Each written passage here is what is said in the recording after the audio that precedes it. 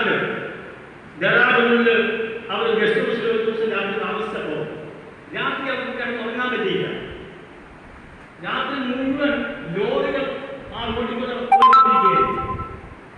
അവർ പിറ്റേന്ന് രാവിലെ ഉദ്യോഗസ്ഥന്മാരെ വിളിച്ചിട്ട് ചോദിച്ചു എന്താ കാര്യം, ഇതുപോലെ ലോറികൾ ഓടുന്നതെന്ന് ചോദിച്ചപ്പോൾ അവർ പറഞ്ഞത് അവിടെ മാർബിൾ ഖനനം ചെയ്യുന്ന കോറികളുണ്ട്, ഗ്രാനൈറ്റ് കോറികൾ.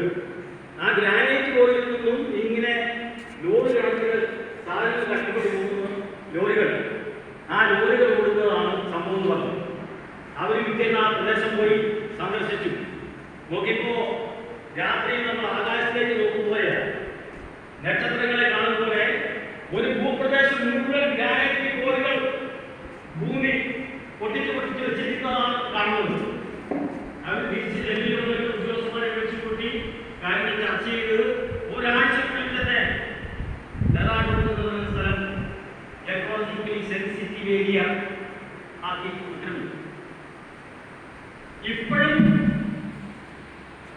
ഡെറാഡൂൺ എന്ന് പറയുന്ന സ്ഥലം നഗരമാണ്, ലക്ഷക്കണക്കിന് ടൂറിസ്റ്റുകൾ ചെല്ലുന്ന സ്ഥലമാണ്. അവിടെ കാര്യങ്ങൾ വ്യവസായം പറ്റത്തില്ല എന്ന് മാത്രമേ ഉള്ളൂ, വൻകിട കെട്ടിട നിർമ്മാണങ്ങൾ പറ്റത്തില്ല എന്ന് മാത്രമേ ഉള്ളൂ. ബാക്കി മനുഷ്യന്റെ ജീവിതത്തിന് ഒരു തടസ്സവും ഡെറാഡൂണില്ല. മറ്റൊന്ന് അതുപോലെ അവർ ചെയ്തത് ഗുജറാത്തിലാണ്.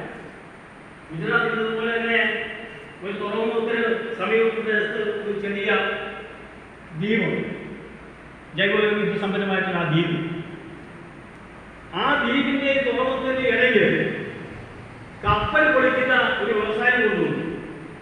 നിരവധി കപ്പലുകൾ, കേടായിപ്പോയ കപ്പലുകൾ വിദേശ രാജ്യങ്ങളിൽ കൊണ്ടുവന്ന് പൊളിക്കുക. കപ്പൽ പൊളിക്കുന്ന വ്യവസായം പറഞ്ഞാൽ പരമാവധി മലിനീകരിക്കുന്ന പ്രദേശത്ത് 10-50 കിലോമീറ്റർ പ്രദേശം മുഴുവൻ മാലിന്യ കൂമ്പാരമാവുന്ന ഒരു വ്യവസായം. അവസാനം ആളുകൾ ഇന്ദിരാഗാന്ധി പരാതി